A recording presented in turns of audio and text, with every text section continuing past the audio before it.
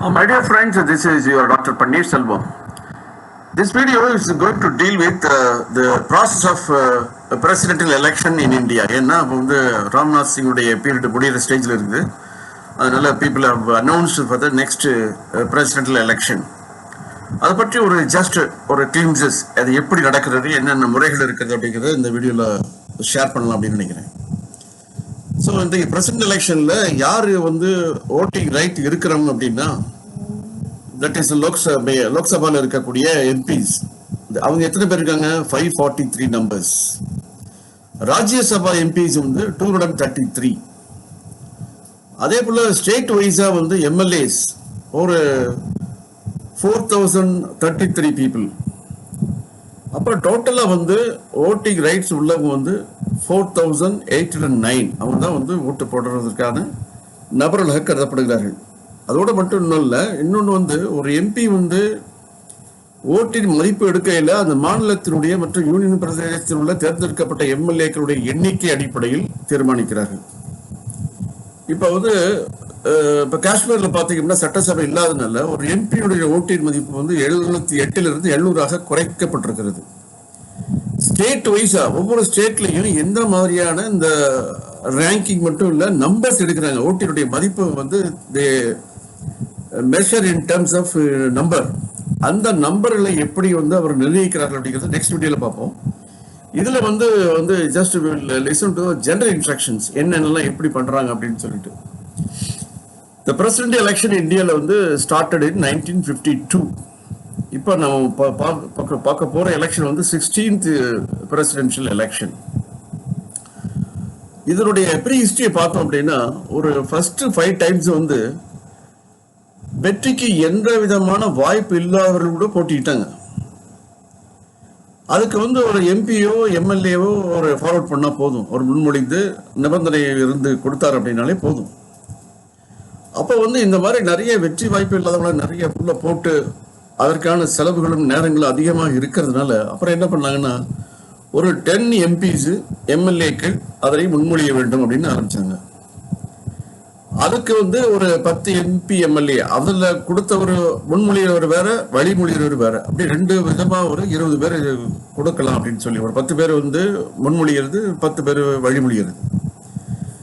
இப்போ 1997 இதனுடைய இதை வந்து இன்னும் கொஞ்சம் என்ன அதில் கொஞ்சம் ஒரு சில டிஸ்கரபன்சி வந்ததுனால 50 பேர், அதாவது 50 எம்பி எம்எல்ஏஸ் வந்து முன்மொழியணும், அதுக்கப்புறம் வந்து 50 பேர் வழிமொழியணும் அப்படின்னு சொல்லியிருக்காங்க. எதுக்கு டெபாசிட் உண்டா அப்படின்னா, பிரசிடென்ட் எலெக்ஷனில் வந்து முன்னாடி வந்து ஒரு 2500 வரைக்கும் இருந்துச்சு. அதை வந்து 1997 15,000 ஹைக் பண்ணிட்டாங்க. ஸோ இதில் என்ன கண்டிஷன் அப்படின்னா, டெஃபினெட்லி இந்த பிரசிடென்ட் எலெக்ஷனாக வந்து இந்தியன் சிட்டிசனாக இருக்கணும், 35 இயர்ஸ் வந்து கம்ப்ளீட் ஆகிருக்கணும், மக்களவைக்கு தேர்ந்தெடுக்கப்படுகின்ற தகுதியை பெற்றிருக்க வேண்டும். இவருடைய பீரியட் வந்து 5 இயர்ஸ். மற்றபடி வேற கண்டிஷன் என்ன அப்ளிகபிள் அப்படின்னா, அவர் வந்து எதர் சென்ட்ரல் கவர்மெண்ட்டோ ஸ்டேட் கவர்மெண்ட்லேயோ உள்ள அட்மினிஸ்ட்ரேட்டிவ் பாடியில், லோக்கல் பாடிஸில் வந்து எந்த விதமான ஆதாயம் தரக்கூடிய பதவிகளை வைப்பவர்கள் ஜனாதிபதியாக தேர்ந்தெடுப்பதற்கு தகுதி அற்றவர்கள் ஆவார்கள். அதே போல ஜனாதிபதி, துணை ஜனாதிபதி, மாநில கவர்னர், மத்திய மாநில மந்திரிகள் ஆகிய பதவிகளை வகிப்பவர்கள் ஆதாயம் தரும் பதவி வகிப்பதாக கருதப்பட மாட்டார்கள். ஓகே, இப்போ வந்து எலெக்ஷன் நடந்ததுக்கு அப்புறம் வந்து அந்த ரிஜிஸ்டர்டு எலக்ட்ரல் ஓட்டிங்கில் ஒரு 6ல் 1 பங்குக்கு குறைவான ஓட்டுக்களை பெற்றால் அவரது டெபாசிட் பறிபோய்விடும். 6ல் 1 பங்கு குறைவாக வாங்கினாலும் பறிபோய்டும்.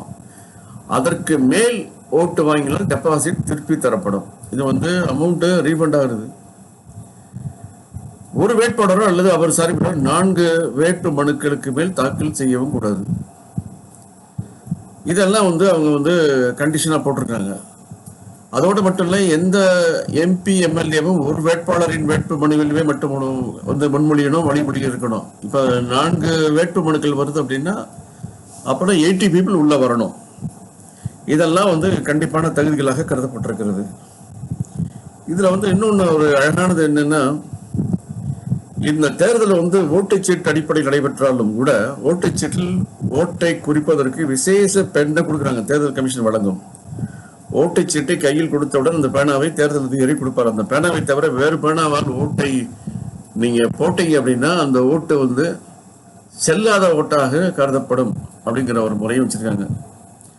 ஒரு பெரிய அட்வான்டேஜ் என்ன அப்படின்னா, பேனர்ஸ், இந்த வால் போஸ்டர்ஸ், இந்த பிக் நோட்டீஸஸ், இதெல்லாம் வந்து ஜனாதிபதி தேர்தலில் வந்து இதெல்லாம் வந்து இடமே கிடையாது.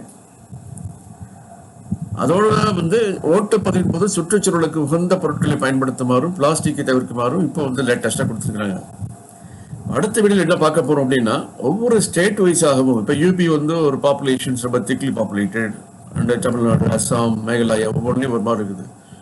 ஸோ அங்கே என்ன பண்றாங்கன்னா, அந்த எம்எல்ஏ எம்பியினுடைய பாப்புலேஷனுக்கு ஏற்ற மாதிரி அந்த ஓட்டினுடைய ரேட்டை, ஏன்னு கேட்டீங்கன்னா ஒரு ஸ்டேட்ல பாப்புலேஷன் எம்எல்ஏ கூட இருப்பாங்க, ஒரு இதில் வந்து குறையா இருப்பாங்க.